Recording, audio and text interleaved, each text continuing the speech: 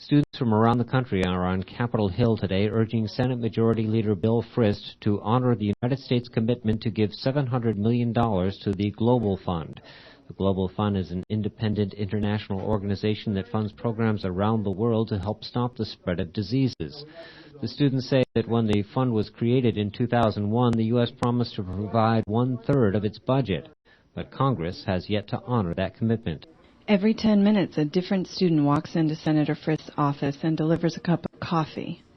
Along with the coffee, they deliver the message that the United States has a responsibility to provide the money needed to fight AIDS, tuberculosis, and malaria.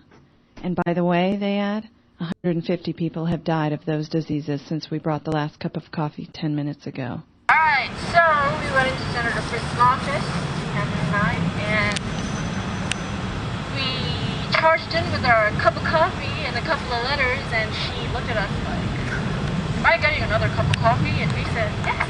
And she said, "Thank you." And we said, "You're welcome." And then we told her that 150 people have died in the last cup of coffee that she received, and we urged Senator Frist to fully fund the Global Fund. Woo! Well, I went to Frist's office and I explained the situation and I gave the woman a cup of coffee, and she doesn't even look at me, she just goes, "Awesome." And I wrote the letter in the side file. All I was doing was frustrating the staffer, and that Senator Frist had been to Africa. And I told her the thing I wasn't asking him to go to Africa. I was asking him to fund the Global Fund.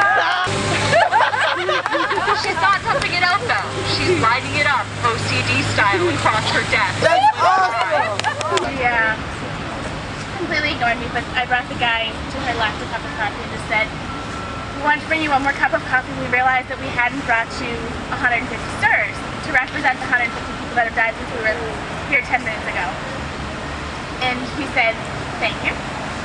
And that was it. And she gave me another dirty look on my way out. And I gave him the letters, and he laughed at me. And I said, "We really would like you to urge Senator Frist to give another $150 million to the Global Fund." He said, "Okay." I'm asking Frist to completely fund the Global Fund, and she just sort of looked at me and nodded tiredly, took the cup of coffee, took the form, said, "Oh, thank you," and just waited for me to leave. He questioned us as to our purpose for being there. He kept saying, "Are you here for a reason? Did someone ask you to come here? Did someone downstairs tell you to come here?" I simply, I went up to the nice lady at the desk and said that I was here to encourage Senator Frist to fully fund the Global Fund and AIDS, TB, and malaria, and she nodded and kept talking on her headset. I was like 5 minutes early to deliver my cup of coffee, so I decided I'd take a walk around the floor to kill the time. And I'm at the opposite end of the hallway, and this woman comes up to me and says, "You're walking the wrong way."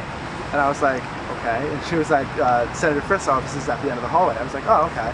I knew that, so I was like, "Yeah, sure, I knew that." So I turned around, I started walking, she was walking next to me, and she said, "What group are you with?" And I said, "Oh, I'm with SCAC, Student Global AIDS Campaign." She's like, "Oh, no, but what school are you from?" I was like, "I'm from the George Washington University, but I'm sure there are students from other schools here today."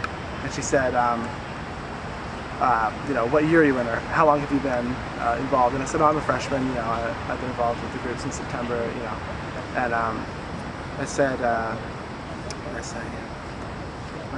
"Oh yeah," and she said, "Do you like Washington?" I said, "Oh yeah, I love it, it's really great, a lot of great opportunities." And she was like, the reason I asked is because I'm the person you're going to be giving that cup of coffee to. And I think they are genuinely concerned now. Or at least aware, which is more than they were prior to 9 a.m. this morning.